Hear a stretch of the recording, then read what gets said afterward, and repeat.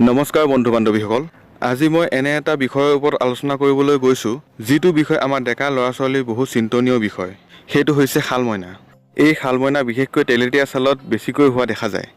এই ৰোগৰ পৰা ঘৰুৱাভাৱে কিদৰে পৰিত্ৰাণ পাব পাৰি এই বিষয়ে মই আপোনালোকক ক'বলৈ ওলাইছোঁ।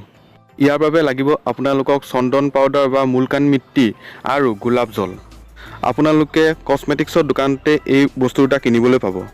প্ৰথমে আপোনালোকে চন্দন 4 চামুচমান ল'ব আৰু গোলাপ জল 3 চামুচমান দি মিশ্ৰণ এটা কৰি ল'ব। মিশ্ৰণটো হোৱাৰ পিছত আপোনালোকে মুখখন ভালকৈ পানীৰে ধুই চাফা কৰি মুছি ল'ব।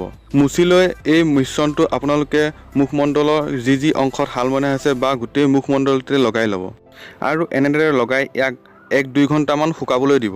শুকোৱাৰ পিছত আপোনালোকে মুখমণ্ডল ভালকৈ ঠাণ্ডা পানীৰে ধুই ল'ব। এনেদৰে আপোনালোকে নিয়মিতভাৱে সপ্তাহে 4-5 দিন এই পদ্ধতিটো অৱলম্বন কৰিব আৰু এনে কৰিলে দেখিব যে আপোনালোকৰ মুখমণ্ডলত হোৱা শালমইনা আৰু ক'লা দাগসমূহো নাইকিয়া হৈ গৈছে। মই নিজেই এই পদ্ধতি ব্যৱহাৰ কৰি বহুখিনি সুফল লাভ কৰিছিলোঁ। আৰু এটা যথেষ্ট গুৰুত্বপূৰ্ণ কথা যে শালমইনাসমূহ আপোনালোকে ফুটাই নিদিব। ফুটাই দিয়াৰ ফলত আপোনাৰ মুখত আগতকৈ বেছিকৈহে হোৱাৰ সম্ভাৱনা হয়। সেইবাবে এইটো ভুল কেতিয়াও নকৰিব। আৰু এটা সহজ উপায় এই যে আপোনালোকে যদি শালমইনাত বৰফ লগাই থোৱাৰ ফলত আপোনালোকৰ শালমইনা কিছু পৰিমাণে হ'লেও ভাল হয় আৰু সুফল পাব। আজিৰ ভিডিঅ'টোত ইমানখিনি আছিলে। যদি ভিডিঅ'টো ভাল লাগিছে লাইক কৰিব, কমেণ্ট কৰিব, শ্বেয়াৰ কৰিব আৰু যদি ভৱিষ্যতে এনেধৰণৰ ভিডিঅ' চাব বিচাৰে তেতিয়াহ'লে অনুগ্ৰহ কৰি এই চেনেলটো ছাবস্ক্ৰাইব কৰিব। ধন্যবাদ।